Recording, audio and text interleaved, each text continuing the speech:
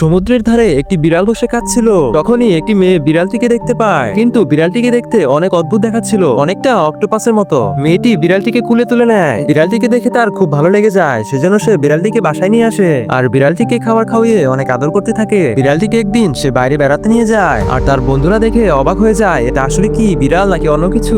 তার এক বন্ধুরও বিড়ালটিকে ভালো লেগে যায় আর সে চিন্তা করে বিড়ালটিকে চুরি করবে। রাতে মেয়েটি যখন ঘুমিয়ে পড়ে তখন সেই ছেলেটি তার বাসায় ঢুকে আর বিড়ালটিকেও পেয়ে যায়। বিড়ালটিকে চুরি করে নিয়ে আসার সময় মেয়েটি দেখে ফেলে আর তার পিছু ধাওয়া করে, কিন্তু ছেলেটিকে ধরতে পারেনি। তারপর ছেলেটি বিড়ালটিকে একটি খাঁচায় আটকে রাখে, কিন্তু বিড়ালটি খাঁচাটি ভেঙে বেরিয়ে যায় আর সেই সমুদ্রে পাড়ে আবার চলে যায়। আর ছেলেটিও তার পিছু ধাওয়া করতে করতে তাকে ধরে ফেলে। এরপর বিড়ালটি মা মা বলে চিৎকার করছিল আর তখনই সমুদ্র থেকে এক বিশাল অক্টোপাস উঠে আসে।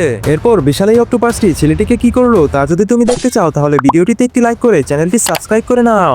তারপর বিশাল এই দানবীয় অক্টোপাসটি ছেলেটিকে ইচ্ছা মতো ধুলাই করে আর তার বাচ্চাকে নিয়ে আবার সমুদ্রে ফিরে যায়।